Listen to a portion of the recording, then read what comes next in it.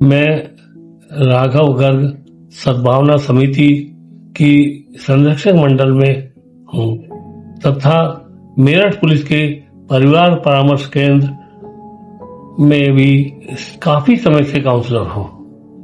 परिवार में पति पत्नी के बीच छोटी छोटी बातों पर विवाद हो जाता है। इसी बीच गलत फहमियां हो जाती हैं। उन गलत फहमियों को दोनों के माता पिता हवा दे देते हैं। उसी कारण विवाद बढ़ जाता है तथा दोनों की ईगो टकराने लगती है और तलाक की नौबत आ जाती है। हर परिवार में रहन सहन के तरीके अलग अलग होते हैं। खाने पीने के स्वाद भी अलग अलग होते हैं। लड़की जब पति के परिवार में जाती है तब उसे एडजस्ट करने में परेशानियां उत्पन्न हो जाती हैं। बस यही समय होता है जब मनमुटाव शुरू हो जाता है।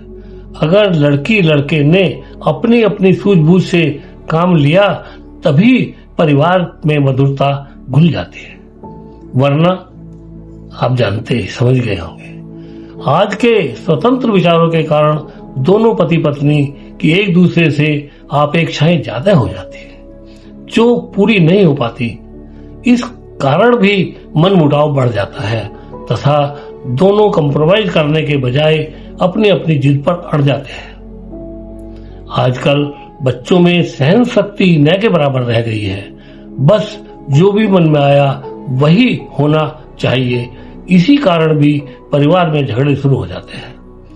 अगर घर के बड़े लोग इसी समय दोनों को डांट डपट कर सही रास्ता दिखा दे तो झगड़े की नौबत नहीं आएगी। परंतु जहां माँ बाप का रोल अपने अपने बच्चों की तरफ झुक जाता है और उनको बढ़ावा देने देते हैं, बस दोनों की ईगो टकराने लग जाती है और झगड़े बढ़ जाते हैं।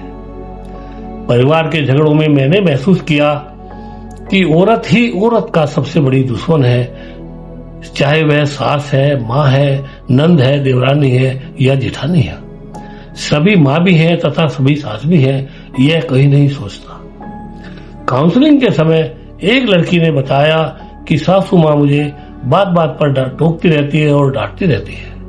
तब मैंने उससे कहा, क्या तुम्हारी माँ ने कभी नहीं डांटा? तब तुमने किससे शिकायत करी? माँ से ही लिपट जाती थी ना। सास को भी माँ समझ कर देखो। अगर कुछ कहती भी है तो माँ मानकर उन बातों पर अमल करने की कोशिश करो। माँ कभी भी अपने बच्चों का बुरा नहीं सोच सकती।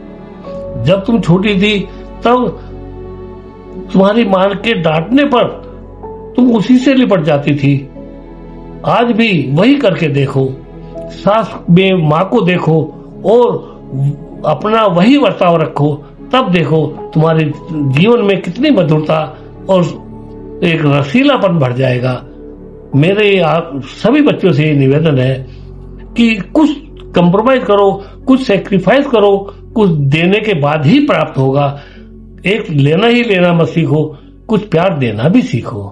प्यार दे करके प्यार प्राप्त करने की कोशिश करो। जय हिंद, जय भारत।